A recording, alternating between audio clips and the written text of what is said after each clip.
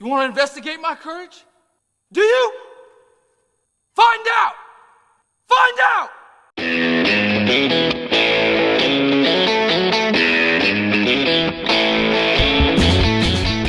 Hello and welcome once again to the Cine-Files, where each week we enter the world of a great film. We explore its themes, the history, the filmmaking, and the influence it has on us today. My name is Steve Morris. I am a filmmaker and directing instructor in Los Angeles, California. Hello, everyone. My name is John Roca. I'm a writer, producer, and host here on the Outlaw Nation and voiceover artist as well. Excited to be getting back into the world of the assassination of Jesse James by the coward Robert Ford as the outlaw, jumping back into a Western. I'm excited. Absolutely. Yeah.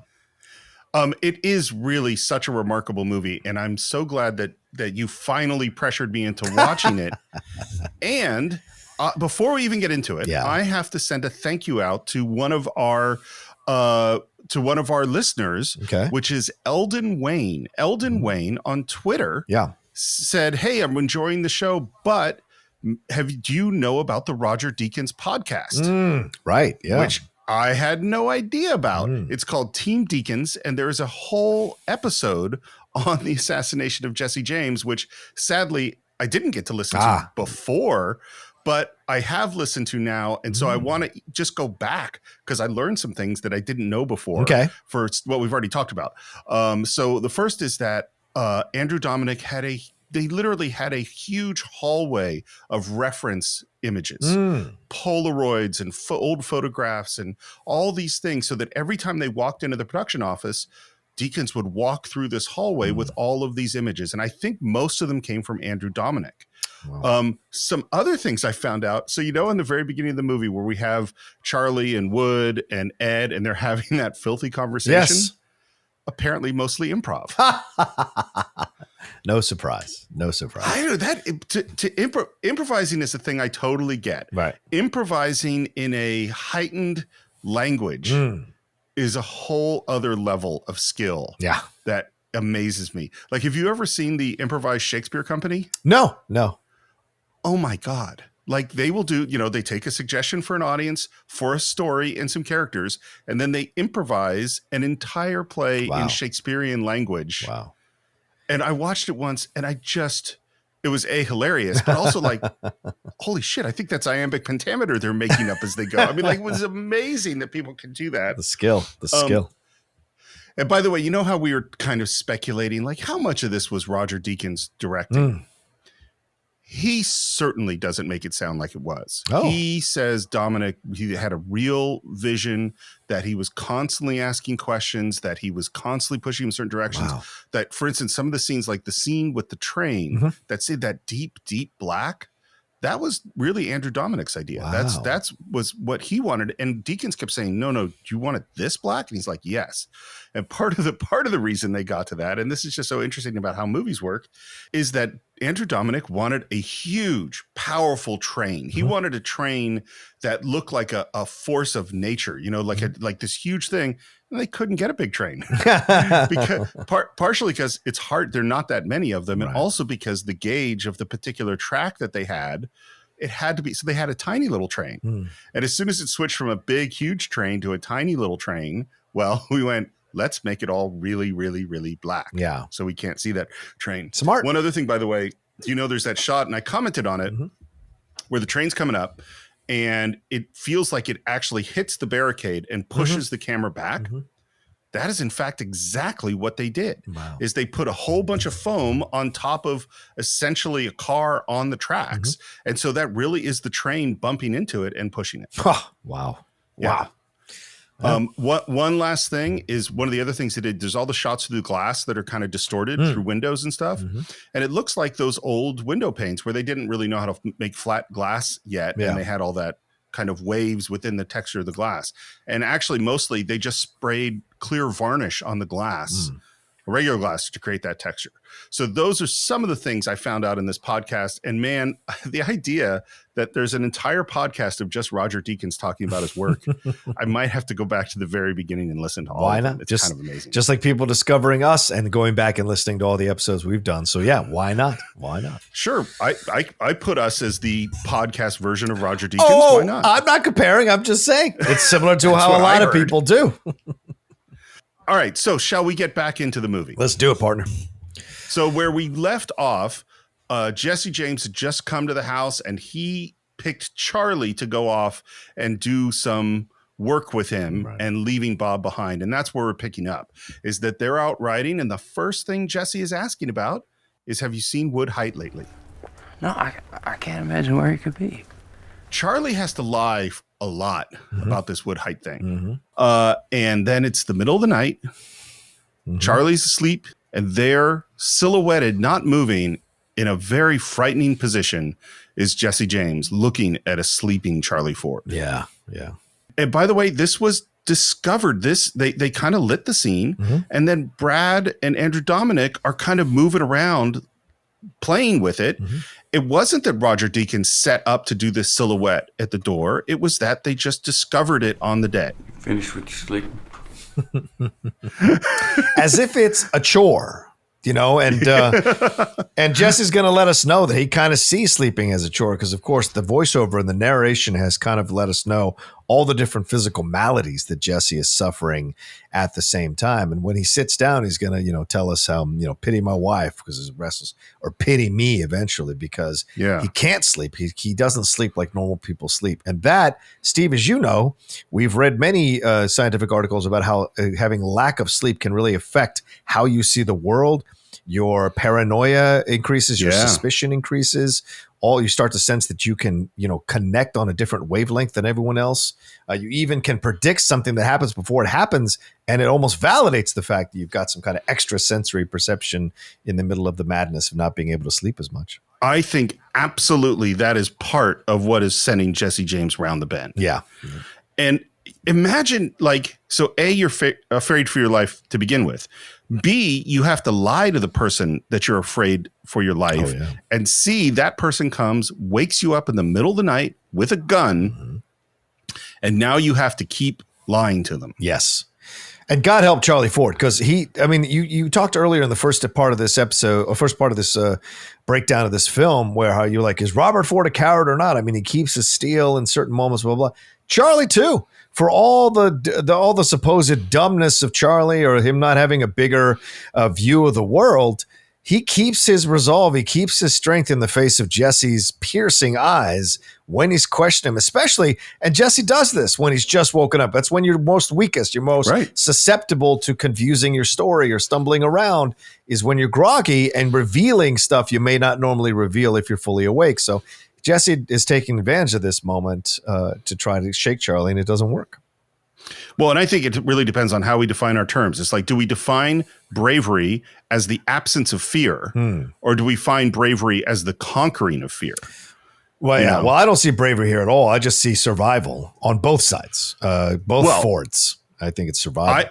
But to me, Charlie is unquestionably terrified. Oh, yes, very much so, which is why I think it's just survival. Yeah.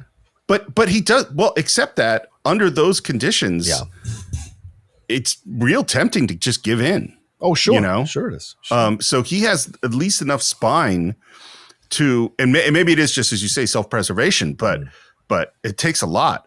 And it's so interesting that what Jesse says is, I've been holding a discussion with myself over if I ought to tell you this or no. My good side won out. John, is this his good side? I don't know, man. To be honest with you, with this character that they've depicted, I don't think there is a good or bad side. There are just whatever sides he feels like he's in the mood for that day or that moment or that section of the conversation even. So, but he's trying to paint it like, I could have killed you, but I chose to go. You know what? I flipped the coin and the coin wasn't scratched when it landed. So you get to live. It's basically that. Well, and it's also a manipulation because on the one hand, he's about to confess a crime. And on the other hand, this is all a threat. Yes, it is. Yes, it is. And what's so interesting, too, by the way, is Charlie is trying to get out of it. Yeah, my mind's a little cobwebby is on the drawback.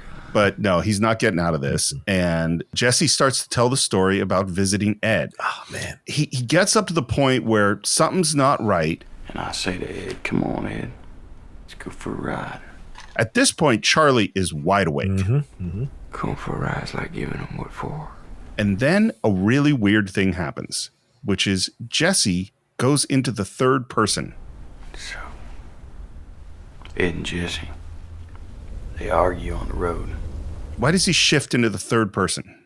Just one of his tactics to make it seem as if he is telling you a story and not attaching what happens to the story to him personally. He doesn't say, I killed Ed. Jesse shot Ed. Jesse killed Ed. Almost like a bit of a psychotic break or schizophrenia or whatever. But I just think it's more overall a tactic. So it can alleviate the listener from connecting subconsciously the things he's telling to the person who's telling them right in front of his face. It's so funny because it 100% could be a tactic and 100% could be unconscious. Like part of me wonders is if Jesse James actually thinks of the person that is the killer as sort of a different person. Exactly. A schizophrenia type thing. Yeah, it's a great point. Yeah. Well, and of course, what does that make me think of? But that makes me think of Tyler Durden and Fight Club. Right. That's right. So Jesse and Ed go for a ride, and then we go to the flashback. And of course, by the way, this was originally supposed to be played in sequence. It wasn't intended to be a flashback, which is so strange because doing it as a flashback at this moment when he tells the story is so great. Yeah, it works so well. And we're out. It's dark. They're riding together. The shot is absolutely gorgeous. And this is, by the way, a pickup. And the reason it's a pickup was they had it scheduled to shoot, and they were going to shoot it pretty much right after he shot the actual scene with Ed and Ed's house. But the ground is covered with snow, tons of snow on the ground. And Deacon says, we can't shoot this now. And the reason is because snow is hugely reflective. So if you light a scene where the ground is all snow, that snow is going to reflect that light back up. And we're going to have a generalized light where we can kind of see everything. There's no way to stop that from happening. And they didn't want generalized light. They wanted it pretty dark. Right. And so this was shot later on in California. Everything else shot in Canada, sort of north of LA in the hills somewhere, or in a field. It's actually in a field and there's no trees. Wow. And all they did, and it just sounds so strange, is that they set up like 10 5K lights, which are really huge lights, big, powerful 5,000 watt lights. And they're all on the front and shooting towards them. There's no light behind. There's nothing to fill things out. Right. And that's why the only things that pop are their faces. And they're in this empty field and they look at it and go, man, we could really use some trees. So they just bought some kind of dead trees and staked them into the ground. And that's the trees they're riding through. Wow. Wow. But it looks amazing. Oh, yeah. The darkness, the nighttime shot, the way they're lit, and you sense the dread of seeing Jesse just kind of roaming behind. It's really unsettling how it's going. And it makes you feel a lot of sympathy for Ed as well. Because, he's just this poor little creature that's being hunted down by this massive animal. It's like watching the lions when they tackle or when they seek out a smaller creature that can't escape. It's just you feel pity for him completely. And Garrett Dillahunt does such a fantastic job because he is right in front of the cameraman. So you're seeing him going through this mental journey of accepting what's happening. And as soon as Jesse pulls off and says, you going ahead, Ed, he knows what's happening. He knows what's going to happen. And the shock, but he's still shocked when he's shot. And I love Garrett's look on his face after he's shot before he exits frame. It's heartbreaking. Yeah. And there's this moment where he asks him about counting the stars, and Ed says, I don't even know what a star is. And he says, well, your body knows. It's your mind that forgot. I have no idea what that line means. Really? I was trying to, tell me. Well, what does it mean? A lot of people feel that, and especially if you study the New Age stuff, that the moon and the stars and all that stuff in space, it affects you on a very primal level. It affects your body, it affects your chemistry, can affect period cycles for women. It affects things in your body, like people talk about, right? Like the certain moons and certain things like that. So all of that, I think, in this line, I'm like, is Jesse a reader? Is Jesse a guy who reads? And remember, back in this time, Steve, there was this prevalent belief, and we'll get to it later with Charlie. There's this prevalent belief, there's this mystical quality that it ghosts and things that can get into your mind and things that can make you think certain. This is the beginning of this idea taking hold in the mainstream pop culture of like otherworldly shit affecting your life. So I don't know how much science Jesse might have read to maybe some random article he read in one of those newspapers talking about how the change changing of the moon or those sight can affect your body and the stars can affect your body. I don't know. I'm so glad I asked you this question because I think I was thinking of it so literally because he says, I don't know what a star is. And he's like, well, your body knows what a star is. And I'm like, I don't know what that, but what you say, I think is 100%. That's what it is.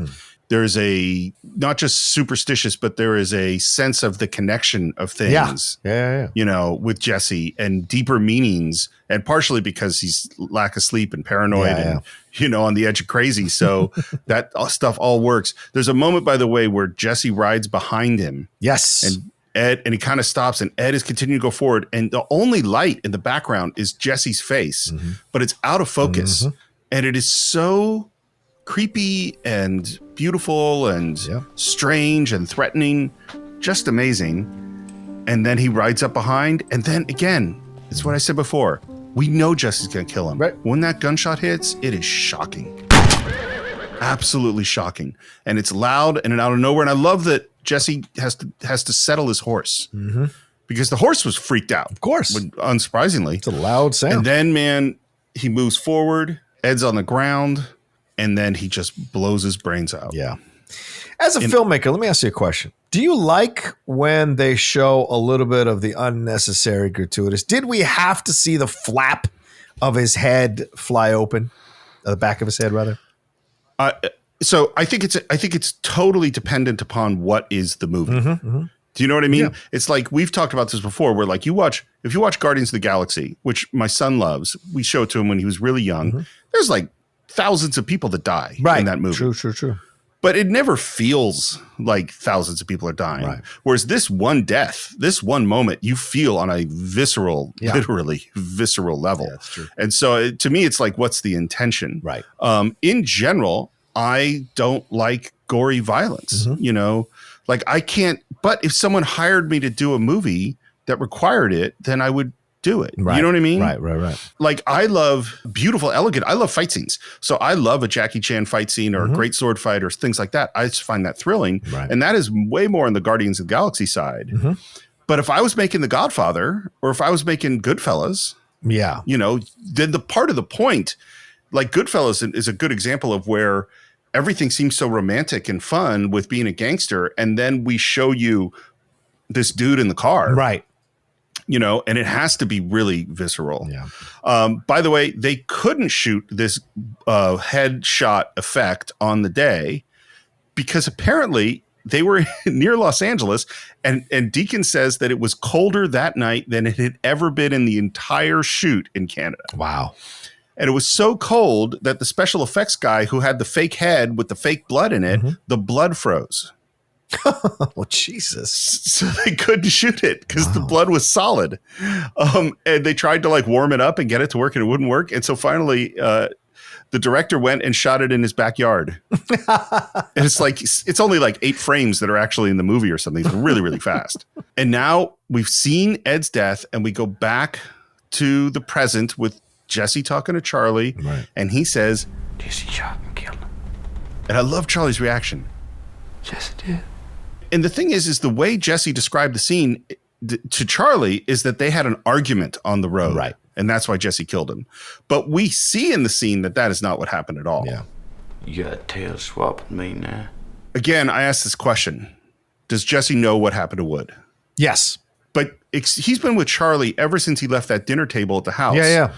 So if he knows what happened to Wood now, that means he knew what happened to Wood then when he showed up at the house. Oh, yeah. I think that's why he showed up at the house. I think he's one of the, well, how can I say this correctly? Let me correct myself a little bit. I don't think that he fully knows. I think he has a very strong suspicion, 95% of what happened. And he just wants to hear one of them finally say it. But he has just enough doubt that he creates the space for them to be able to live, right? So until he hears it from them. So I think he suspects very strongly what happened, but he doesn't 100% know, which is why these Ford brothers get to escape in the end. Yeah. He's so scary in this scene. Oh, yeah. And he says, seems to me you have something to confess in exchange. You'd only be right. You'd spit it out now. About Wood Height, for example. and man, Charlie shows some Charlie holds his shows nerve. some spine. Yeah, sir. I've been saying over and over again, I can't figure out where he's going now. I'm not going to change my story just to have something to spit. Jesse kind of accepts it. It says, okay, you go back to sleep now. And Charlie's going, well, you got me agitated now. Because, by the way, I think Jesse is just going to sit in the rocking chair while Charlie sleeps. Oh, yeah, absolutely. Yeah, it just ain't no peace when old Jess around. And then I love this. This is like the key to why Charlie actually pulls off this lie to some degree. That Miller was a good friend of mine. He introduced me to you at that one poker game. I'm a little angry with you, if you want to know the God's honest truth. And rather than responding to Charlie saying, I'm angry with you about murdering my friend, Jesse says, You ought to pity me too. That's an amazing moment. Because I think in a weird way, you do have to pity Jesse James. This is a troubled, sad person. I'm not pitying this son of a bitch. Have you seen all the stuff he did, killing young kids and women and all that kind of shit? Nah. But in the frame of the movie, because it's Brad Pitt, yes, you can pity that characterization of Jesse James in the movie for sure because of when we're catching him. But this is the end of his days of piss and vinegar. But back in his 20s, how much would you have really pitied this guy for all the shit he pulled? So yeah. You're 100% right. And I had to restate the way I said that. Is that I can feel that this is a sad person. Yes. And I can feel not pity and not sympathy, but can feel his feelings. I can feel some empathy. Yes. Like that, even though this is also a truly horrible person who has literally dug his own psychological grave, so to speak. We're in a city, the most of a city we've ever seen. And Bob is walking through the street and goes right up to a police station. And then we're back in the snow and there's a whole bunch of like a huge posse that descends on our house. And they call to have Dick come out because Bob has turned Dick in. Yep. And I love that Bob comes out first. Yeah. Because that kind of cements his alibi. Well, also he comes out first so that he can be, kind of look like the more gutsier of the two or whatever. Sure. Yeah. And what we hear is that somehow this was a setup for Bob to get in with the governor of the state, Governor Crittenden. And we go, it's so weird where the movie is going now because we go to this beautiful black tie event with the governor, and the governor, because I didn't know that this guy was in this movie. You were just watching like, wait, is that James Carville? He's so good in this movie. He is so good. He's better than most actors I've seen play parts like this, Steve. He is so believable. He is so on point. In the political stuff, which will be the first scene we see him in, but then later when he's having the one-on-one with Robert Ford, oh man, is James Carville good in this role? He is great. And he's making some speech and Bob is there looking very out of place and kind of laughs and is getting dirty looks. And then after the speech, Bob is just marching right up to the governor. When he gets about 10 feet away, he just gets tackled by the police or the security or whoever it is. Yeah. And that's Michael Park, right? From Kill Bill. That's him. Oh, that's who that is. Yeah, who does such a fantastic job. But yeah, they tackle him, they take him out. And Robert, once again, and there's a difference in this. Like you talk about empathy. The Robert Ford at the end of the movie, I have a lot of empathy for because he's grown up, right?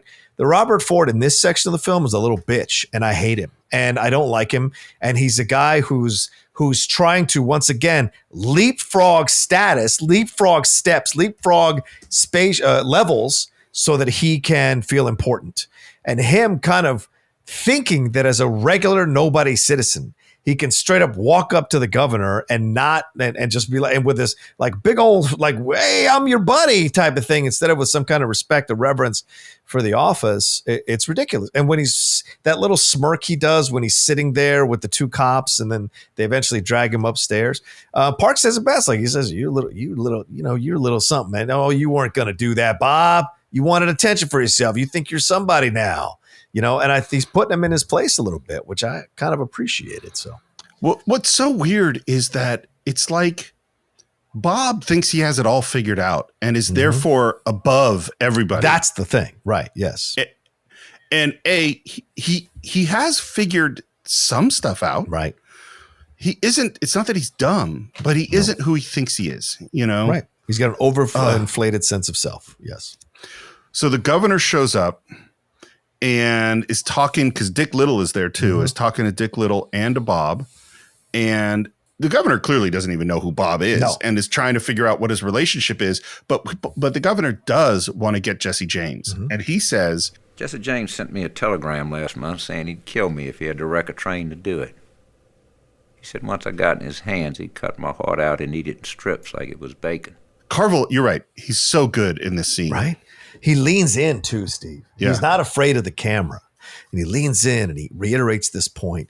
And Steve, just like you said, the second you start to feel a little empathy for Jesse, then you have the governor saying, this is what Jesse sent me. This is what Jesse told me. And there is evidence of some of these letters out there for people to find if they want to do some research. Some of the really graphic things that he said he was going to do to people because, he's an angry little man. It will never cease to amaze me, people's ability to blind themselves to the reality of somebody in order to make them, because they believe they're a hero. Right. You know what I mean? Just like Bobby Brady. Just like Bobby Brady. And what's so funny is when he says this thing about cooking my heart like bacon, Bob laughs. I'm sorry, Your Excellency. I was thinking about something else. Yeah, he's such a little bitch, man. Why did he laugh? What thought went through his head? Because he kind of respects Jesse for being able to speak to power like that, for being able to unsettle power like that. This is the part of Robert that is a fan of Jesse. This is the part of Robert that respects Jesse because Jesse represents, or the myth of Jesse James represented, a lot of hard scrabble people who grew up in poor conditions fighting against government, fighting against authority, fighting against the law. He was a Southern guy fighting against the Union, all that kind of stuff. So his laugh that the governor's going to do something to Jesse, he almost thinks the governor's below Jesse. Jesse could get the governor if he wanted to. And so that laugh is one of almost like, you ain't going to do shit. Jesse's going to find you if he wants to. And then he has to kind of cover it up, So he's playing in both. That's the thing that's so frustrating about him. He's a little pissant playing on both sides of the fence whenever he feels it's convenient for his own best interests. Well, I totally agree. And I think there's a thing where if you feel unaccepted by society, then there is a tactic, a self-defense mechanism, which is to say society is bullshit. Yeah. All the things that don't accept me are bullshit. Right. And because when he walks into that big party and the governor's making a speech, he laughs at that too. Yes, he does. This self-defense mechanism blinds you to the fact that while there is bullshit in the world, and we can see through a lot of the bullshit, and some of the powerful people, there's all sorts of bullshit. Yeah. There's also, it's not all bullshit. Right. This guy is the governor. He does have some power and he does have some skills and he is something, and you are nothing. Who are you? What have you done? You probably didn't even vote for him. You probably didn't even vote. So he didn't vote. Who are you, Robert Ford? It's the thing. Who are you? Jesse James. Oh, wait. You rode with Jesse James for a couple of months. Oh, no, you actually stayed in his house for a couple of days. Who the fuck are you? But it's that, again, the overinflated sense of self that people like that tell themselves so they can feel like they've got something over on the world, when in fact the truth is they're pretty fucked up. And what the governor does at this moment is first explode that myth about Jesse James doing what he's doing for political reasons or good reasons. And then I love how Carville delivers the speech. I'm saying his sins will soon find him out. I'm saying his cup of iniquity is full. I'm saying Jesse James is a desperate case and may require a desperate remedy. That is a great speech, man. The cup of iniquity, man. And then Dick off camera nudges Bob and says, "You all got the right man for the job." And Bob gives this strange, awkward smile. Yeah. It's redundant, but the next scene is gorgeous. It's the snow. We're on like a frozen lake. Jesse is on the left side of frame moving forward. Charlie back with the horses on the right side of the frame. The use of the wide format is absolutely gorgeous. And Jesse says to Charlie, "Have you ever considered suicide?" First of all, that's interesting because, of course, it's foreshadowing because Charlie's going to kill himself later in this film. Yeah. But I also like Charlie's reasoning why he doesn't. I can't say that I have. There's always something else I wanted to do. Or my predicament's changed, or I saw my hardships from a different slant. suffer hardships from a different slant as a reason not to kill yourself is such an interesting, because I actually totally get this. Is like you're dealing with something shitty that might make you want to kill yourself. But then that gets maybe resolved and a new shitty thing from a different direction comes at you. Because you've dealt with the first one, now you go back to square one and you're again not contemplating suicide until another bad thing comes along, which again distracts you from suicide. It's totally illogical, and yet it perfectly makes sense to me.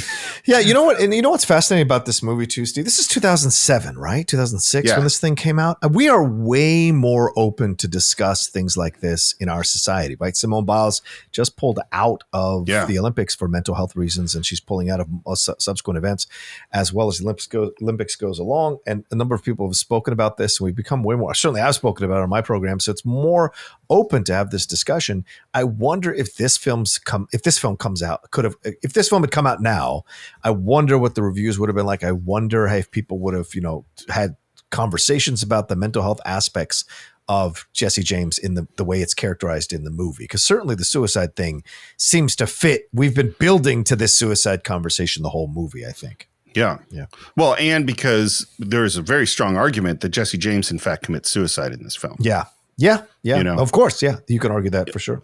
It's funny you bring up the Simone Biles thing, and I won't make a huge digression, but the thing that I heard recently in all of this discussion, it's literally happening right now as we're recording this, is that people have brought up the Carrie Strug landing on that bad foot moment of the Olympics and reframing it in a way that just is really shook my brain up. Yeah. Because it's always been like, look at this courageous athlete, right, who overcomes adversity and manages to succeed in a moment of tremendous pain, and what bravery that is. Yeah. And that's how we framed athletics. I mean, how many stories of the football player who pops their shoulder back into place and keeps playing? I mean, that's just the norm, or the boxer. I mean, you and I both love boxing and love boxing movies, and Rocky is the guy who keeps taking punishment and keeps going. Yeah. And what they've said is that maybe that was wrong. Maybe that was her being pressured into, and apparently she's still limping today. Yes. Is that maybe, in fact, that was the wrong choice to pressure a person into doing this painful thing. I think the better way to look, in my opinion, the better, and I agree. I had the same kind of conversations as well, Steve, because for all my decades of my life in sports, you're admiring the guy who comes back out, or the woman who comes back out onto the field. Like what was the guy in the Knicks in the 70s? What's his face? Frazier, when he came out, or Paul Pierce coming out of the wheelchair, that kind of stuff you admire. But I think what we have to create the space for is that if that person comes back from the injury and succeeds, absolutely love them and they're great. And if that person chooses not to, you still love them and they're great, because you wouldn't even be in this position to be winning a title or going for an all-around gold if this person hadn't carried the team to this spot. So I think we have to create the space where if they do it, it's great. And if they don't do it, it's great. We just admire the person for even being there. I think hopefully we get to that overall mentality so that we eliminate this kind of need to push people past the line that affects them for years afterwards, Steve, emotionally, or physically. Well, I think that's a great way to look at it. And I'll tell you a personal experience I had that sort of relates to it, is that you remember when I had the horrible back pain? Yes. This is 15 years ago, but I could barely walk. I didn't sleep in a bed. I couldn't sit in a chair for more than 10 minutes. Like, it was terrible, terrible back pain. I don't know if I've ever told you how it happened. No. A chiropractor did it to me. Oh, shit. Really? So I was having some back pain, some sciatic pain. Yeah. And we're going to see a chiropractor who was Chinese and connected to like the Kung Fu world. Yeah. And I had, and so I was going to him and he was giving me these stretches. And in my world, like doing martial arts, there's a certain point where you have to let sensei or sifu, you have to trust them, right, how far your body can be pushed, because you're going to quit. I'm sure you had this experience in the military of like, I would have quit. Yeah. But this sensei says I can do it. Right. And so I did. And I never got to the splits, but I had really high kicks at a certain point in my life because I had two guys pushing my legs apart while I'm in agony to stretch out my legs. Right. And I didn't break. So now I'm in this chiropractor and we're doing, a butterfly stretch where your knees are out and I'm leaning forward, and he gets on my back and starts putting his weight on me to get my face down to my feet. Wow. And then he gets, and I'm thick and strong and muscular. And so it's not that easy for someone to, it takes a lot of force. Yeah. So then he gets another guy. And now I have 2 guys pushing on me. Jesus. And they're pushing me down. And I'm going, well, this guy knows what he's doing. I mean, this is I have to trust in him because and particularly because he was connected to martial arts things. Right. I put that mentality in my head. And then it went pop. Wow. And I felt it. And then and he goes, okay, I think we're done for the day, because I think he knew that he had fucked me up. and literally driving home from the chiropractor, I'm suddenly starting to be in agony. Right. You know? Right. And like and it was that trust that I knew that that wasn't what was good for my body at that moment, but I put my trust in somebody else. Right. And that's what happened to me. Yep. Because of that. That can happen. And that's the fucking sad truth of it. A lot of people have those experiences with doctors. I mean, look at Botch. That's a whole fucking series about plastic surgery terrors. But on the other hand, I'm really lucky that I put my trust in some senseis that got me to do things that I never thought I was capable of. Right. And that's what I'm saying. This is the balance. Yes. Yeah. You just never know, you know? Yeah. It's a really, really tough one.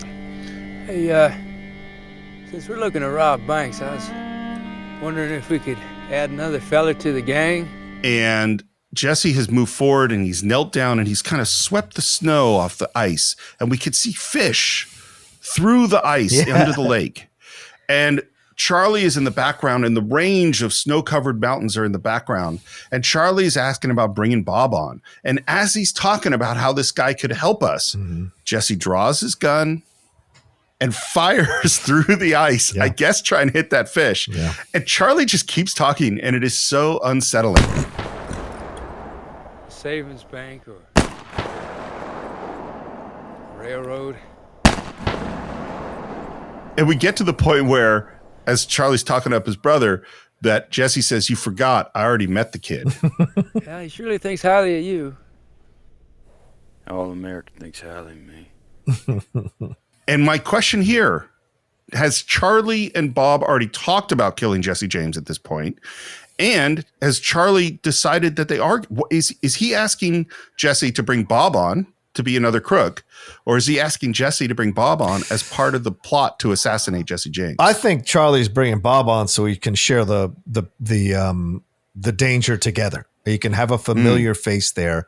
I don't know that Charlie's necessarily thinking that far ahead. I think it's more a matter of like, you know, it's just me and you, and this is getting really unsettling for me, and I don't know how much longer I can hold out keeping you off me about this Wood Heights shit. So let me bring a family member on who can be a bit of an ally for me in this situation. I think it's Robert who presents the idea of killing Jesse. I think it's Robert who is the driving force behind that whole thing. Even when he's killed, as we see later on in the movie, Charlie's like hanging out by the door, ashamed that he's even in the room when the stuff is about to happen, because he knows it's about to happen. So I don't think there's ever been a driving force within Charlie to kill Jesse. It's been about Robert doing it. Yeah. I 100% agree with that. I think it's always been about Bob. My question is more of what conversations have Bob and Charlie had at this point? I don't think they've had conversations about killing Jesse at all. I don't think I think, of course, we don't know. Yeah, we don't, because it's not shown in the movie. Is that I think in the last episode we talked about that Bob might have been thinking about killing Jesse James since he was a kid. Just thinking about it. Oh, really? Not that he was thinking about it. Okay. Well, just in the sort of fantasizing about stuff, you know, is that I think Bob has brought it up with Charlie, but not in a way that's serious before this. Yeah. You know, kind of said like, you know, someone who killed Jesse James, there's a big reward out for that guy. Yeah. But not said, I think you and I should do this. Right. Or even sometimes you might go, man, if we were to kill, how would we do that? Right. But we're not really talking about it. But speaking of Bob, he's now working in a grocery store. Mm-hmm. And in walks the sheriff, it took me a while to recognize him, but he's so great. It's Ted Levine. Yep. He is always knowledgeable about what's going on. He's going to know that I've been here with you. And he will kill you if he gets the chance. And he asks, are you going to risk that? And Bob says, yes, I am. And then he gives a reason. I've been a nobody all my life. I was the baby. I was the one they made promises to that they never kept. I think that's a real interesting line. Mm-hmm. I'm prepared for this, Jim. I want to accomplish it. I know I won't get this one opportunity, and you can bet your life I'm not going to spoil it. That's You weren't given one opportunity. You've said this is your only opportunity. You focus your whole life on this idea that this is your only way to get where you want to get. Yeah. Yeah. Jim gets up real close to him and blows smoke in his face. And he says, well, wait for your chance, but don't get alone with him and do not let him get behind you. Yeah. That line haunted me for the rest of the movie. Because there's so many times where Jesse James walks behind Bob in the rest of the film. Yeah. Or is behind him. And every time he goes behind, it scares me because of this line. Well, it's also funny too that like Jesse's never considered to be a coward in the retelling, but he shot plenty of people in the back. But somehow it's Robert who's the coward or considered to be the coward for shooting Jesse in the back. I find that fascinating. Maybe because Jesse shot people in all different places, front, back, side, but still it's bad to shoot people in the back. And Jesse certainly did it. This is something that came up, I think, in maybe one of our other podcasts, but it's like, if you're dealing with someone who is living outside the law and doesn't play by the rules, I don't think you're required to play by the rules with them. Yeah, true. Absolutely. Do you know what I mean? Like if you have a guy who regularly shoots people in the back who worked for him and you're working for him, well, I don't necessarily feel that I have to follow the Marquis of Queensberry rules over a guy that could kill me at any moment. Yeah. In the back, exactly. you know? Yeah. And then Bob is restocking some shelves and we see Charlie come in first. And then we hear Jesse's voice say, "You've been chosen." He turns around like in complete and utter horror. But he still uses bluster. Yes. Because Jesse says, "Did you miss me?" And he says, "Oh yeah, I've been crying myself to sleep every night." And outside there's just a brief moment where the brothers can talk to each other. Don't let him see us so much as wink at each other. He's suspicious as a damn coyote, and he don't trust you one iota. Oh, I guess that means... Hey, you already put away Ed Miller. Said so like it's something piddly he'd done. Again, I'm going to stop saying it because it's silly, but Charlie sitting in the wheat and Bob approaching with the church in the background through the wheat field is stunning. Yeah. It's so beautiful. It's so well framed. And it juxtaposes when we first saw Bob walk into this whole situation at the beginning of the movie. There was also kind of vegetation. They're sitting on some wood or whatever, and they're all making fun of Bob. They don't even notice Bob. Yeah. So the difference here, the change in power in this dynamic, right? Now Bob is coming in. It's Charlie who's scared. Essentially in a I don't know, what do you call that position, but a sitting position where it looks like he's taking a dump. And it's fear, right? It's a submissive position in a sitting position. And Robert is the one that has to come up and talk to him. And Charlie is like, Charlie's just doesn't know what to do, which is why he's gone so far away. And Bob has to be the one who kind of pacifies him. They gave me 10 days. For what? We're arresting him. You and me, huh? Which actually, I'm going to say more strongly, they have definitely talked about it. They had to have talked about it, or this scene doesn't make sense. That's a fair point. It's gonna happen one way or another, Charlie. It's gonna happen. So it might as well be us who get rich on it. And Charlie's response is so weird because he says, Bob, he's our friend. It's because Charlie's not built to do that, Steve. He doesn't have that instinct to kill. We haven't seen Charlie even raise his weapon, I think, the whole movie. And even when the gunfight is happening there in his room, he's laying on the bed or sitting on the bed while it's all going down. He's not pulling out a gun to try to pick a side. He's not a killer. well, and you know what? I think Charlie is in part of an abusive relationship. Yeah. Charlie is like this guy who wakes me up in the middle of the night with his gun, clearly threatening my life. He's still my friend. I think he really likes me deep down. Yeah, right, exactly. It's just so crazy. But Bob says what you and I have been saying. I mean, it seems to me Jesse's riding from man to man, saying goodbye to the gang. So your friendship could put you under the pansies. Great dialogue, man. Put you under the pansies. I love that. Yeah. And I think Charlie's still definitely on the fence. You think it's all made up, don't you? You think it's all yarns and newspaper stories. To which Bob replies, He's just a human being. I don't know. And I go like, well, does Bob really think he's just a human being or does he not? Like is he still romanticizing him? Yeah. It's hard to figure. And they're starting to walk back to the house and there is Jesse James. Intense, man. He's pissed. From now on, you two won't go anywhere without me. From now on, you'll ask for my permission. From now on, you'll ask to be excused. It's scary paranoia. Yeah.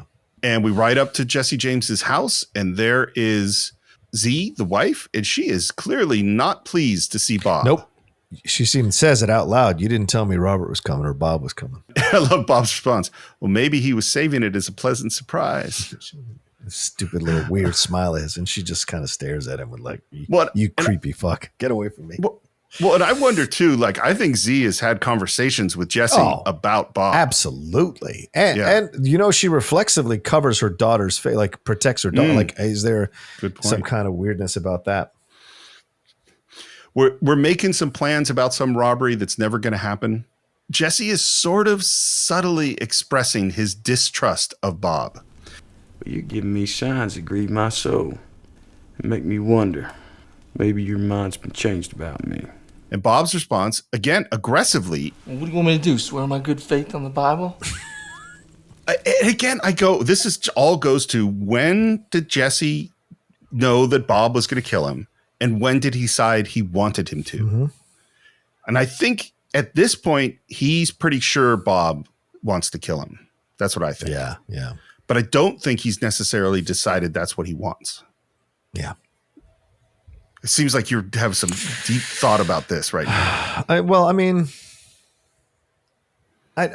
Where do you think Jesse began? At least in the construct of this movie, because who knows how much of this is actually based on? Oh, yeah. Where do you think he starts to believe? And you asked this in the first part. Where do you think he starts to believe that Robert is going, like he's setting the stage for Robert to take him out? Like he senses what Robert's going to do. Because why is he alternately suspicious of them, but then kind of surrenders himself to Robert here in just a few days? What do you think? What do you think here? I just had a real big thought, and I want to phrase it in the right way because this is a very complicated topic. Right. Here's what just occurred to me. I think Jesse has maybe been contemplating suicide for a long time. Yeah.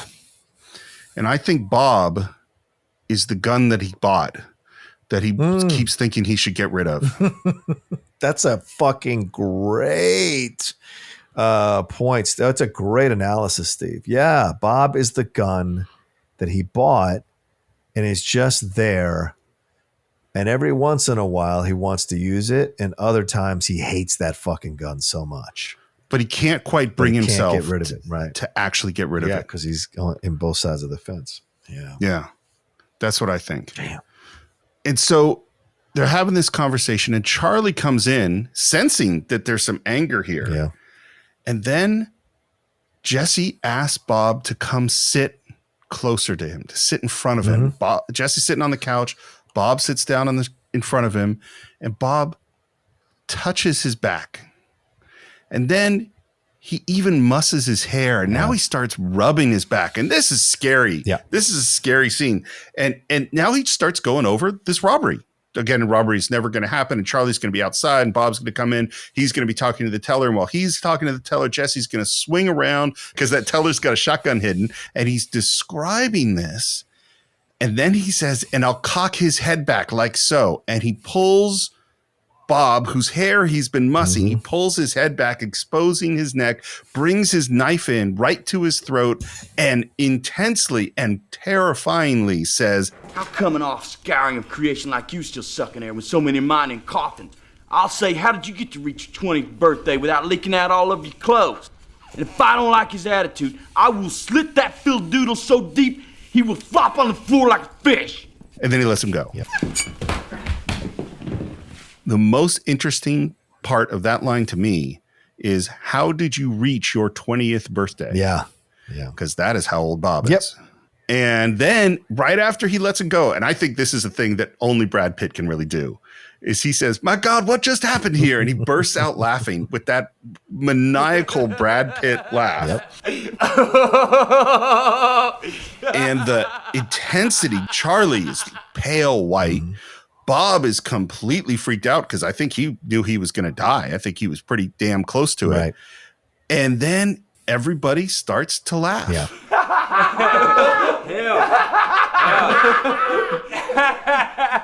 Because that's all you can do is accept that, oh, this was just a joke. He was just playing. Even though all three of us know that this guy was not playing. Yeah.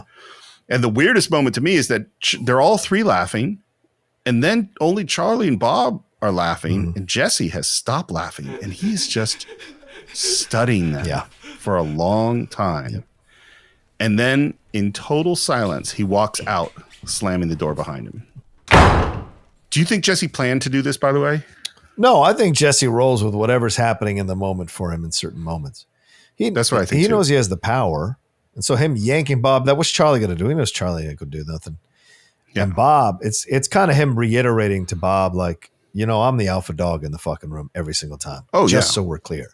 And Bob snapping at him just a few moments ago. This is Jesse's way of making it very, very clear to him that at any moment, Jesse can still kill him, you know, which I think this is the moment where Bob, as he's like kind of rubbing his neck as Jesse walks out and slams the door and Bob stops laughing and he looks seriously. I think that's the moment where Bob goes, I have to kill this son of a bitch or he's going to kill me. Like there's no other way out, you know. The difference between I have fantasized about him, I've thought about maybe I'll do this and oh shit, I have no choice. Yes. I have to do this. Yeah, I think you're totally right. It's late at night again. We've had many of these late at night, someone sleeping moments. One was the one we just discussed with Jesse waking up Charlie in the middle of the night. Right. The other was Wood and Dick, where Dick gets up in the middle of the night to go have sex with Wood's stepmom. Right. And he says, I have to go use the privy. Yeah. And now we're at another where Bob is awake. Jesse is sleeping, we think, next to him. He could see that there was a gun on the nightstand. He could imagine its cold nickel inside his grip. Its 2-pound weight reached out and aimed. And he looks over at Jesse, and he has a gun in his hand, and slowly he sits up. His bare feet just touch the floor, and we hear the cock of a gun. Yeah. And Bob says, I need to go to the privy. Which, of course, is just what Dick Little said. Yeah. And we stay on Bob. We don't see Jesse in this moment, and we hear, Thanks you do, but you don't. And Bob lays back down as we hear the gun uncock. Yeah. And he looks over and there's just a sliver of light on his eye. And there's so many levels of light here. There's pure black, there's different shades of gray, and then there's a brightness around his eye. I just want to talk a little bit. So I am the farthest thing from a good cinematographer. I am terrible. When I teach school, I always defer to the cinematography teachers who are way better than me. But I will say this, is that what is happening is that you have a cinematographer and they have a light meter. And they are measuring the light in every different little spot. And that if you have something that's perfectly lit, which is, let's say, the eye, is that each other level, it's like this is 1 stop below, this is 2 stops below, this is 1 stop brighter if it's something that's burnt out. And they have gone around, and I know that Roger Deakins painted with light every single part of this frame to get each of those lighting ratios exactly correct. And those are also dependent on what lens you're using, what film stock you're on. If you're doing a post-processing like a bleach bypass, which I think they did on a lot of this film, like all of that affects all of that math to figure out just to have that eye lit just perfectly the way it is. Yeah. Jesse was increasingly cavalier, but even as he jested or tickled his boy in the ribs, Jesse would look over at Bob with melancholy eyes, as if the two were meshed in an intimate communication. I wonder, because here's another question I hadn't thought about until this moment. So we've already discussed Jesse's knowing that Bob is going to kill him and contemplating his own suicide. Yeah. We haven't discussed when does Bob think that Jesse knows that he's going to kill him? Yeah. It's a good question. I don't know. It seems overt that he knows when he walks in the living room right before he dies, but maybe there's an exchange between them eye-wise. Do you know what I'm saying? Like there's moments where they showed that sequence as they're doing the voiceover, which you just mentioned, where Robert is looking out the window and Jesse's looking up at him. And maybe there's this kind of like they are vibing on the same wavelength, because we don't know how much sleep Robert gets either. You know, he might be on the same sleep pattern. I don't think he's sleeping that much. Yeah, exactly. If I was sleeping in a room with Jesse James, who's holding on to a gun, I don't think I'd sleep that much. And then Jesse James gives Robert Ford a present. Yeah. It's a heavy box, and he opens it up, and it is a beautiful gun. Well, I figured that granddaddy Colt of yours may blow into fragments next time you try to squeeze the trigger. Well, you might have something there. And then Jesse apologizes, essentially. No, I haven't been acting correctly. Seems I hardly recognize myself when I'm greased. I go on journeys out of my body and Look at my red hands and my mean face. I wonder about that man that's gone so wrong. I've been becoming a problem to myself.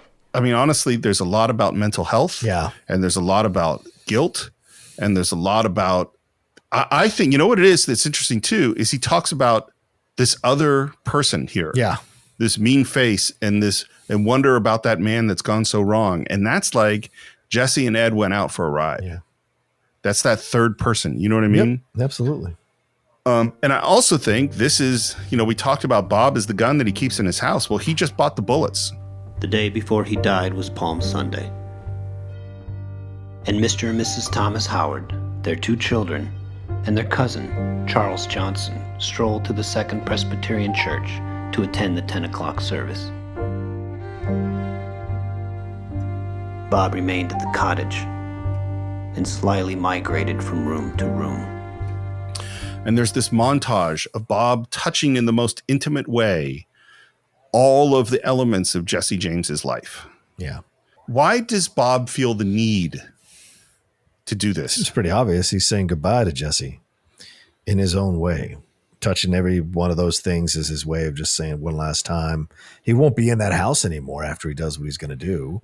So he's saying goodbye to what he thought was status for him. Because remember, it's not that long ago that he was all proud to be being kept by Jesse in the house for a couple of days or helping them move and all of that. Now he seems to be in a different state of mind about this whole relationship. And so him going through room to room and touching things like that is his way of saying goodbye to Jesse before he puts him in the ground. For me, it's more than that. Okay. Because for me, he wants to be Jesse James. He thinks that in some strange way, him murdering Jesse James, it's like he could take on a piece of his soul or his fame, is that he will become that on some level, he will have stolen his fame by killing him. You know what I mean? Yeah, and so he is feeling he's feeling what it is to be Jesse James. What does it feel like to lie in Jesse James's bed? What does it feel like to wear his clothes, to touch his things, to drink his water? It's such a tactile scene. You could feel everything you're seeing. Right. Bob and Charlie in the middle of the night, and Charlie is afraid. Oh, he's crying. Because he says he's going to kill us. And Bob is going, well, I'll protect you, essentially. Which to me, it's like, you don't seem like much of protection to me.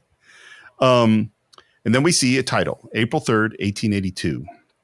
There is slow motion of water coming out of a water pump into a bucket. And Bob goes down into frame and splashes water on his face. And we see the hands of water coming towards camera. It's almost like a ritualistic cleansing moment. Yeah. Like a baptism. Yeah. Jesse's walking home with his son, and Bob says, You think it's intelligent to go out like that? So all creation can see your guns? And we see that Jesse has some newspapers. Yeah.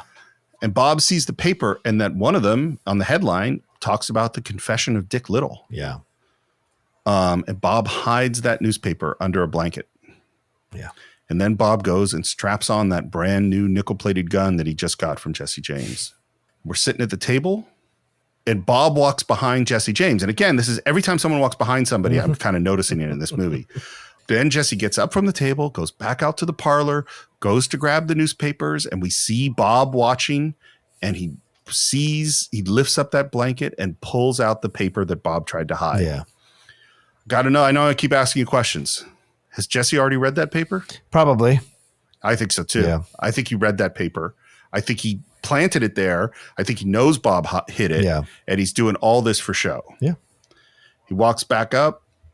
There's this beautiful insert shot of him stirring the coffee cup. And then he lets go of the spoon, which goes click. Well, hello now. The arrest and confession of Dick Little. Charlie, of course, is freaking out. Yeah. Says here Dick surrendered 3 weeks ago. Well, you must have been right in the neighborhood. Well, apparently they kept it a secret. And he stands up and he walks away. He's emotional. He's emotional. Because I think there's genuine fear combined with sadness, combined with like you said, Steve, there's one thing to conceive of it. It's a completely different emotion to be in that place. And so him getting called out about Dick Little's when he starts to get really emotional and teary-eyed because he's almost afraid maybe Jesse might kill him or Jesse might find out that he was the stool pigeon. I mean, that's another thing we haven't talked about. How much does Robert feel Jesse finding out that Robert was the snitch? Well, and there's also, yes, I totally agree with all of that. And there's also this weird thing. I'm sure you've had this moment many times, some in very serious ways, some in less serious ways, where there's a thing that you've thought about forever. Oh, yeah. And now it's that moment. Yep. You know? Oh, yeah. You know, like I remember going up to speak at my dad's funeral and walking up in the temple, in the synagogue to go stand. And I remember just having this, oh, I'm doing this now. This is this, you know what I mean? Like it's such a weird, extremely present and also out of body almost at the same time. Yeah, agreed. And I think because of the way it's shot, we just notice everything. And by the way, this is mostly natural lighting. The house that they're in is one they built entirely for this shoot. Apparently, this was so isolated that they had to ride horses to go scout the location. Like there's nothing around here. They had to build a road to get to this place so they could bring their equipment in to build this whole thing. I guess I'll take my guns off for fear the neighbors might spy them. And the way that Brad Pitt takes those guns off, we're looking at him from behind, and there is so much in just the way he moves that's filled with emotion. I want to say this, and it's not a one-to-one comparison, but you can make a comparison. This is almost, how can I say? Yeah, this is almost like Bob's hero, Bob's Jesus, Bob's savior is Jesse James, right? So he's the Judas in this situation with the 30 pieces of silver. He is the guy who Christ has chosen to betray him. So he is the guy that Jesse has chosen to betray him. And him taking off the guns and essentially, showing his neck almost to get it sliced off by Bob, so to speak, is the same thing as Jesus allowing Judas to run and go and do the betrayal. And so it's that kind of thing. So there's a very kind of religious aspect to this moment as well that kind of struck me this time around watching it. Well, and it goes to this thing that you said way at the beginning of our first episode, is that this movie is simultaneously telling you how horrible Jesse James is and that he was really just a human, and elevating him to this epic status, even when you're deconstructing it. Yep. And this is a perfect, because that Jesus metaphor is 100% right on. I think that is exactly what's going on. Right. And that's what makes it so weird is I don't want to, admire is not even the right word. I don't want to think of Jesse James as a quote unquote great man. Right. But this is certainly a moment that of, pretty epic proportions. He's a legendary man. He's not a great man. That's the delineation there. And you're right. But also, Steve, him taking off his guns makes him defenseless. So it makes it look like Robert got the jump on him rather than Jesse lost in a gunfight. So that he retains a certain level of iconic or legendary status by not being beat in the gunfight. He was taken by surprise. And that's a thing that, makes him live on in infamy. Well, and you just made me have another thought, which I hadn't thought about, is that what he's also doing is setting up Robert Ford to be a coward. Yes, right. Good point. He's framing the gunfight where this guy is just shot him in the back. So that Robert Ford, the whole point that Bob Ford wants is to get status. Yeah. And Jesse James, in presenting his back, has robbed Bob Ford of the status that he wanted to get. Yes, absolutely. One more thing, and this is the benefit of listening to that Deacons podcast, is that this is natural sunlight that's slashing in across from the side when he takes off those guns. And in order to do that, they had to time their entire day so that at the moment that the sun is at that angle through that window, they're ready to shoot this shot. Wow. That's that's the level of planning that movies sometimes take for a little tiny thing. Because, of course, you could just get lights and set up lights and get lighting that's similar, but it will never be exactly what natural sunlight is. You're like, what you could do? You could just get light. How about that? Yeah, how about that? See that big 5K you got out there? Just put a gel on it, shine it through, done. Well, you also could have been on a movie set rather than having to build a set where you had to build a road and ride horses to find the set to build. You could do a bunch of things to make your life easier. Exactly. But he does take off those guns, and then he looks up and says, "Don't that picture look dusty?"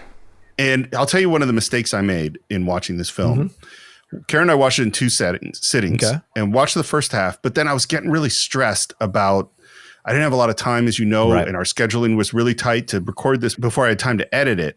And so I went, I need to do some more research. And so I read the Wikipedia article on Jesse James and Bob Ford, having only seen half the movie. Right.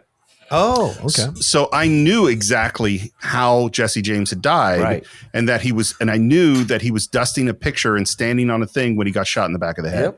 So this wasn't surprising to me in any way, because I spoiled the reality by reading about it.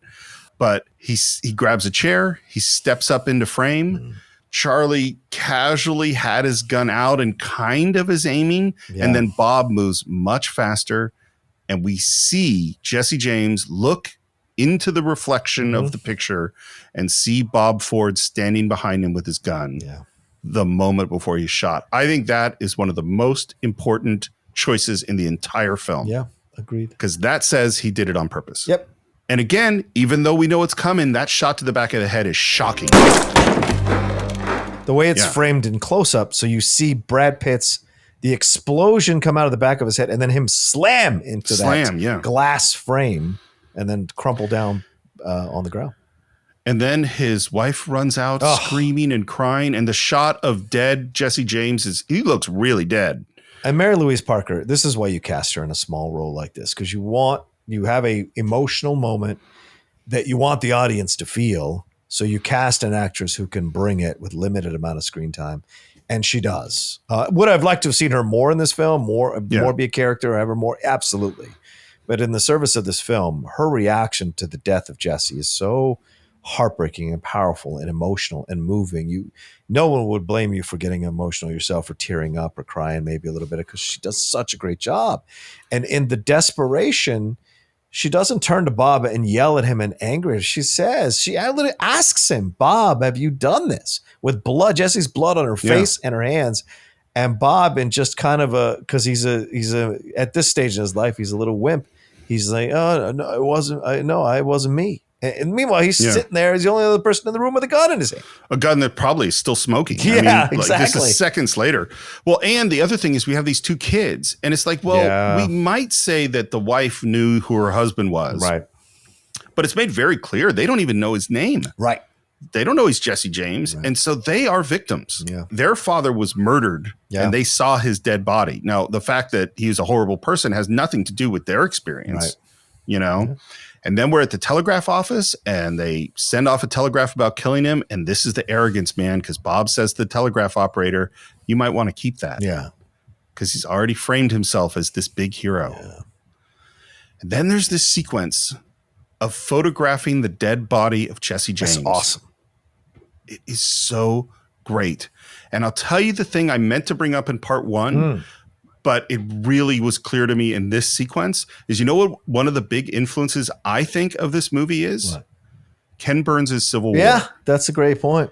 Yeah. The way the narration is, the sound of the narration, the way that we look at these photographs and study them, the way we study photographs in the Civil War documentary, like it is so much here. And in this scene, because there's a whole sequence of people coming to see the body of Lincoln after his assassination. Yes. And this scene we hear. Soon, 1,000 strangers were making spellbound pilgrimages to the cottage, or were venerating the iced remains inside Vaden's cooling room.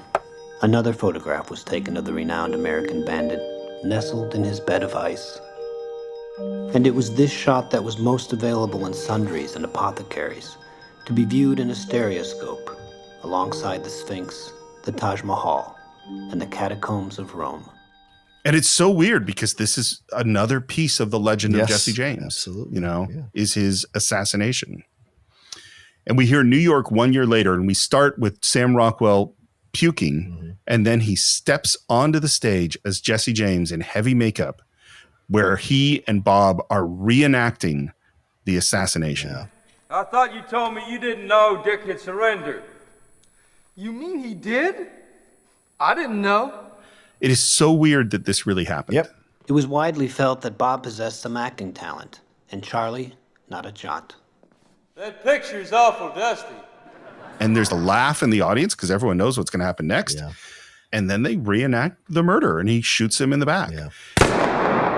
And Bob turns to the audience and says, And that's how I killed Jesse James. and there is what I would call a smattering of polite applause. By October of 1883, Bob Ford could be identified correctly by more citizens than could the President of the United States. And we see they're out in fancy dinners, and then we're back on the show. And then we hear something changed in Charlie's stage performance as Jesse. His gait seemed more practiced. His voice was spookily similar to the man's. Picture's awfully dusty. Sam Rockwell is so incredible in this brief moment of channeling Brad Pitt's performance as Jesse James. Again, this is why you cast the way you cast, because you know where this goes and you want someone in there who's going to be able to do that in such a powerful way. And, at the dinner, we should mention this. The reason he's starting to channel Jesse is we find out Charlie's been visiting these people who connect with the spirits, who, seeing this witch woman or whatever he says, who has like convinced him that he's some kind of thing, that these spirits are dancing around them or whatever. So he's getting worse from the guilt of this whole thing. Because like I said, Charlie's not a killer. So having to reenact and be the one being shot, it must be. And what you're doing is you're helping your brother become famous, not you. It must affect you on some really deep level, almost PTSD, almost mental health, possibly mental health. Oh, yeah. And even in that dinner sequence, he is trying to essentially steal Charlie's girl from him by talking about, okay, when you see the headlights, I'll take you in the headlights, all those things. And Robert has to yank the girl back over to him. But Charlie's clearly in a different space about this whole thing. Well, and remember that line where Charlie says to Bob, he's our friend. Yeah, right. I think some part of him is still like this. We murdered our friend. Yeah, he didn't shoot him. I love the line where Charlie's gotten up to dust that picture and we hear, he began to look at his younger brother with spite, as if he suspected that in some future performance he might present himself to a live cartridge in Robert Ford's gun. And Bob aims, and he's about to shoot the ersatz Jesse James, and we hear, Murderer! Coward! and Bob goes to the edge of the stage and yells, You want to investigate my courage? Do you? Find out! Find out! and nobody says anything. And he goes back, draws the gun, again is about to shoot, and we hear, and Bob Ford leaps off that stage. It's a great shot. It is. And just punch the first person who's there in the front row and starts pummeling people, and then eventually is subdued himself. But yeah, that was the first internet troll. I think the first record of an internet troll. It's funny too, because you know what I think of with Bob Ford jumping off that stage, and it's just because this movie has put this in my mind. I just think of John Wilkes Booth leaping from the booth where he just killed Abraham Lincoln. That's right. Six Semper Tyrannis. That's right. By his own approximation, Bob assassinated Jesse James over 800 times. He suspected no one in history had ever so often or so publicly recapitulated an act of betrayal. Charlie apparently spoke of Jesse James's wife, like the Madonna, and wrote long letters of apology, none of which he mailed. Yeah. And then we're sitting with him. He takes his shoes off. He grabs his gun, and he aims the gun right at his heart. Yeah. And kills himself. We're in a bar, and Bob is sitting at the bar drinking, and a singer comes in, which is Nick Cave, and sings the ballad of Mr. Howard. It was Robert Ford, that dirty little coward. I wonder how does he feel? For he ate at Jesse's bread, and he slept in Jesse's bed, and he laid poor Jesse in his grave. So what I didn't know, this is a real song. Yeah. I had no idea. Do you know who all the people that sang this song was? No, who? This is a hit. Really? This was sung by Woody Guthrie, Pete Seeger, the Kingston Trio, the Pogues. Johnny Cash did a version. Van Morrison did a version. Ooh. The Nitty Gritty Dirt Band did a version. And this is the legend of Jesse James. Yeah. This is the framing of who this guy is. Mm-hmm. Some of them Southern, a lot of them sort of American folk singers. This was just how they told this story. Yeah. And then Bob has had enough, and he steps out into the crowd and fires his gun into the ground and says, I'm Robert Ford. He tosses the gun away. And I love that he corrects the song. He says it was 2 children, not 3. And someone laughs, and he turns around and sweeps the glasses off a table. And then he goes down because he is drunk. Yep. And I almost think, by the way, when he tosses his gun, he's saying, you want to shoot me? Oh, he tosses the gun right at him. Yeah. Yeah. Like, because I'm not a coward. Yeah. And then he gets kicked out of the bar. Yeah. And we're in a train, and we hear that he's been imagining, maybe I could visit all the victims, all the families of the victims of Jesse James, and introduce myself. He's so desperate for affirmation. Yeah. You know what I mean? Yeah. And then we cut to this fan dance, and we're in Creede, Colorado. It's 1892, so 10 years have passed. And here's this woman, and it ends up she is the only person that he could speak to about what happened. And she asks him, why did he kill him? And Bob's first answer is because he was going to kill me. Yeah. So you were scared and that's the only reason? I don't think either of those are the reasons he killed him. No, of course not. Yeah. Because the only reason he was going to kill him was because you put yourself in his path. Exactly. You know what I mean? Well, also, he got what he wanted, right? But was it what he really wanted? And I think that's what I like about the last half of the film, the last part of the film, rather. Because in Goodfellas, I hate it. I hate the last part of Goodfellas. I've said it numerous times. But in this film, I love it because this is the aftermath of what he did. And what happened? You jumped the steps. And you thought you could handle fame jumping the steps. You had no fucking idea what was going to happen. Songs being written about you that persecute you, make fun of you. You don't have the emotional bandwidth or strength or thick skin to deal with everybody making fun of you. If you can't even handle the friends or your family making fun of you, how are you going to handle an entire public, an entire nation making fun of you? And this is what comes with fame.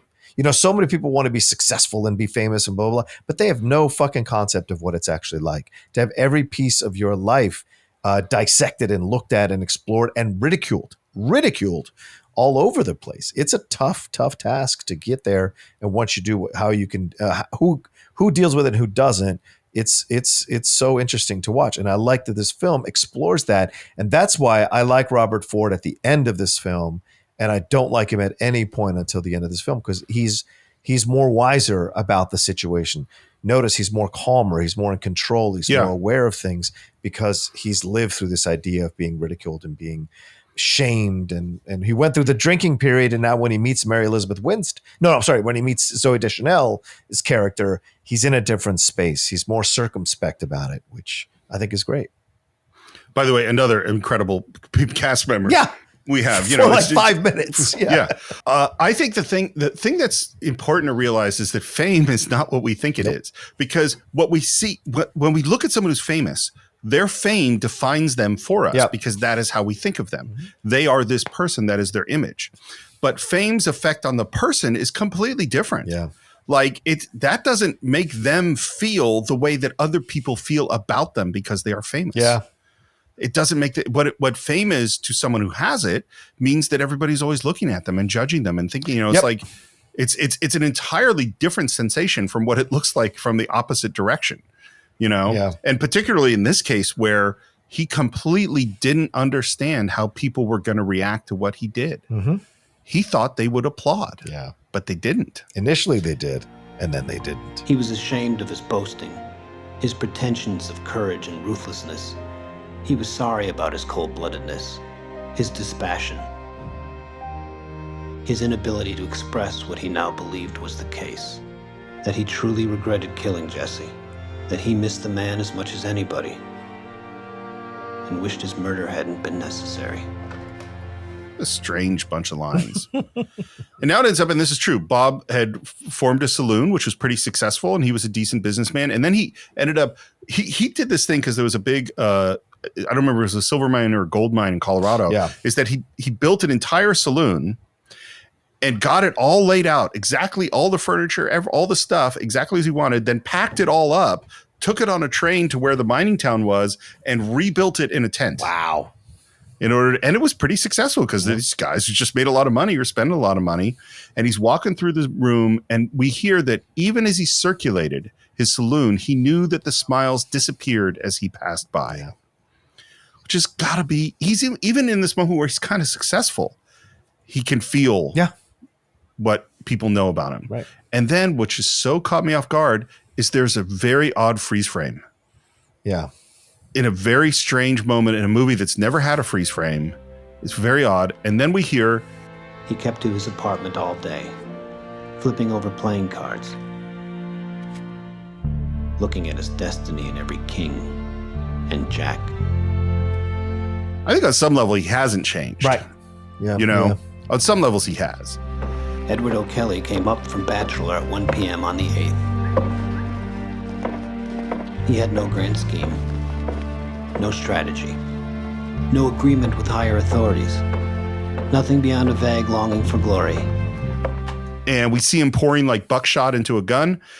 And then we hear, before the murder happens, that Edward O'Kelly would be ordered to serve a life sentence for second-degree murder. But over 7,000 signatures gathered for Kelly's release. And in 1902, the governor would pardon the man. Mm-hmm. So that's 1882, Bob Ford kills Jesse James. 1892, 10 years later, Edward O'Reilly kills Bob Ford. 1902, exactly 10 years after that, he's pardoned. There would be no eulogies for Bob. No photographs of his body would be sold in sundry stores. No biographies would be written about him. No children named after him. No one would ever pay 25 cents to stand in the rooms he grew up in. And we hear, "Hello, Bob." And again, a freeze frame. The shotgun would ignite, and Ella May would scream. But Robert Ford would only lay on the floor and look at the ceiling, the light going out of his eyes, before he could find the right words. And that is the end of the assassination of Jesse James. By the coward Robert Ford. By the coward Robert Ford. So this movie was supposed to be released in 2006. Oh. And it was delayed. And part of the reason it was delayed is the first cut was over 4 hours long. Oh, where's that cut? I want that cut. And that cut, apparently, Jesse James's assassination is like the halfway point. Oh my God. So there's tons of Bob Ford. There's things with Jesse's wife at the funeral. There's Bob's dating different women. Right. There's all sorts of other stuff that goes on after that Deakins says he really liked, and I'm sure it looks beautiful, but the studio looked at it and goes, we can't do that. Damn it. Andrew Dominic wanted it to be even more dark and contemplative. Like he wanted this to be a Terrence Malick movie. Yeah. Which in a lot of ways it is. I agree. That's why I love it so much. But the studio wanted less of that. And so after that, Brad Pitt brings in an editor and starts cutting a version. Ridley Scott comes in, brings in different editors. Wow. There's Dylan Titchener and Michael Kahn are doing lots of different versions. And then Dylan Titchener left because he had to start work on There Will Be Blood. Mm-hmm. And then another edit came in to finish the cut.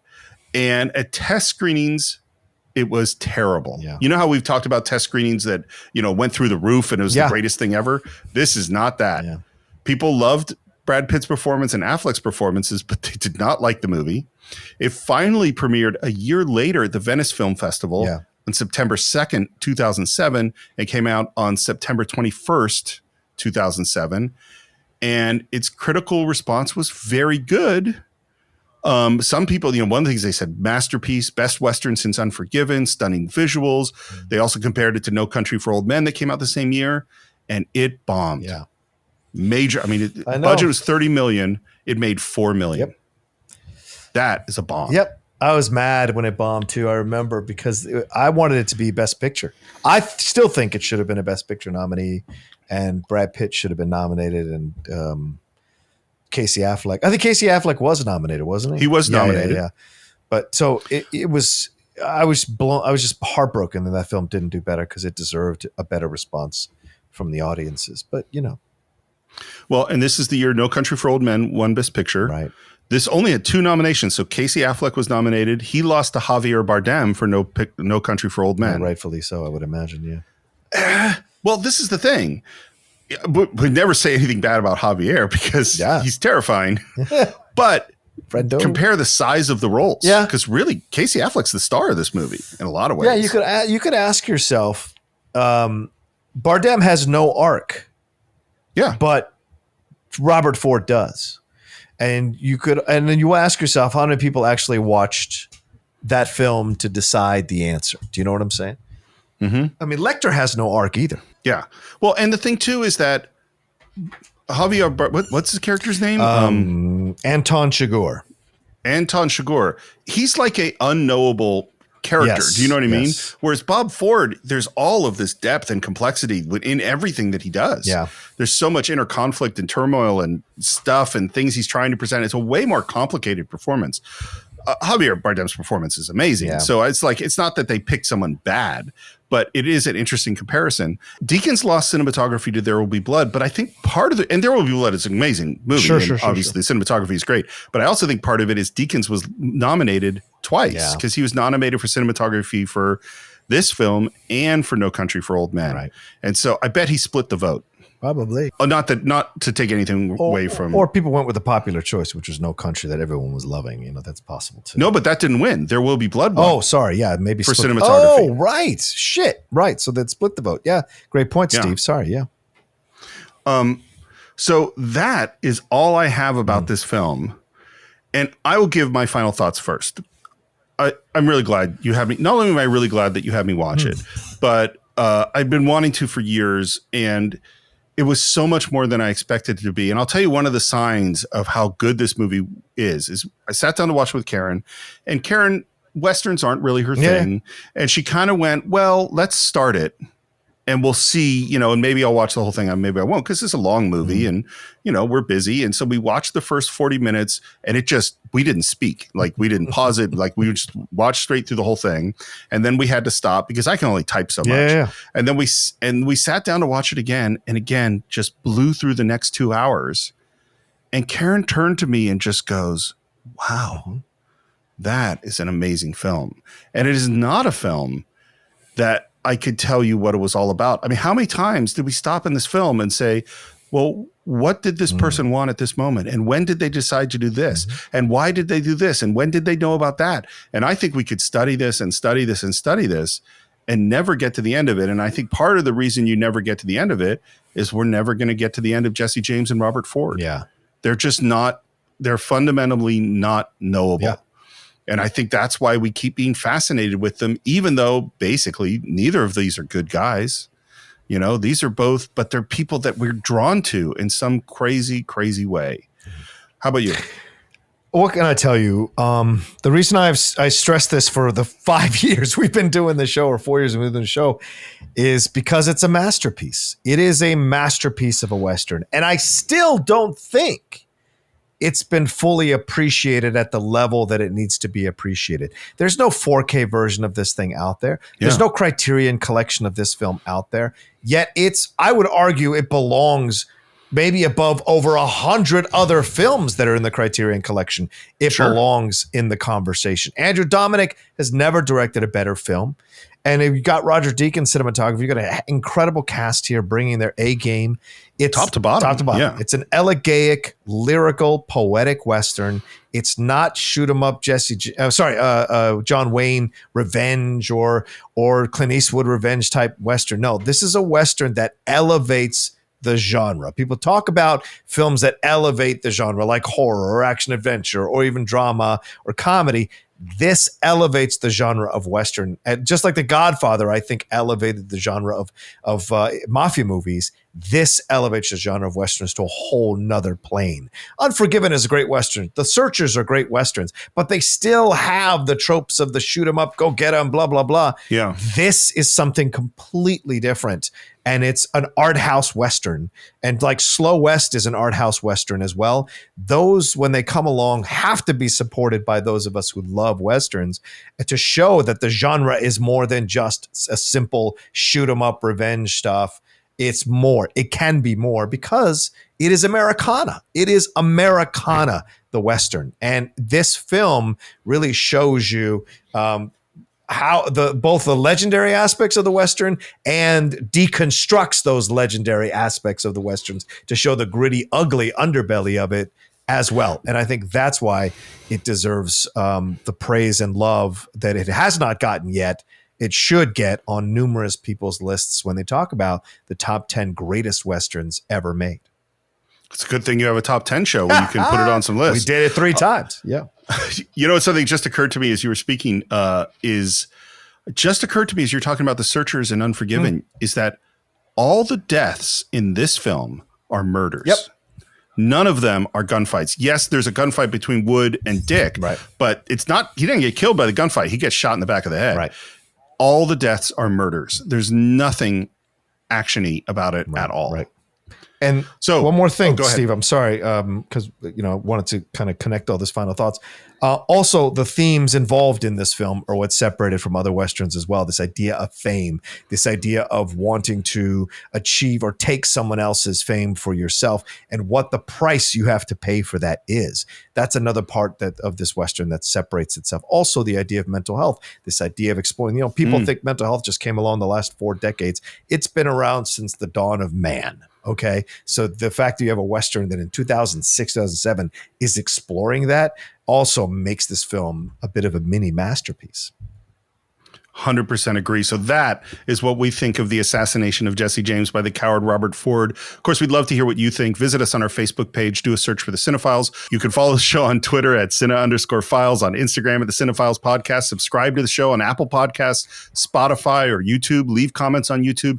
Please leave reviews on Apple Podcasts. They still really, really help us. If you want to support the show, even suggesting films that we do, participate in some extra Q&As, or listen to our Cine-Files shorts, you can do so at patreon.com/The Cine-Files. You can buy or stream this film along with every other movie we've ever reviewed on cinephiles.net. And you can follow me on Twitter at SRMorris, Instagram at SRMorris1. And if you like Star Trek, Enterprise Incidents with Scott and Steve, we're going through the original series. And I believe The Outlaws is going to be back on real soon for one of the greatest Star Trek episodes ever. John, how will people find you? Yeah, I'm absolutely looking forward to that as well. So thank you. You can find me at The Roca Says on Twitter and on Instagram. Over on Twitch, The Outlaw Nation, doing a bunch of watch-alongs for sporting events. I'm also an affiliate there, so I'll be doing some Amazon Prime watch-alongs, so you can watch films with me as I talk about them that are on Amazon Prime. And then you can also head on over to my YouTube channel, youtube.com/John Roca Says, and see all the content I've got going on there. And of course, the Geek Buddies and the Top 10 podcasts that are out there for you all to listen to. That is a whole bunch of outlaw stuff you can get, and I think you should fill every day with it. And I think that is it for this week. We will see you next time for another great film on The Cine-Files.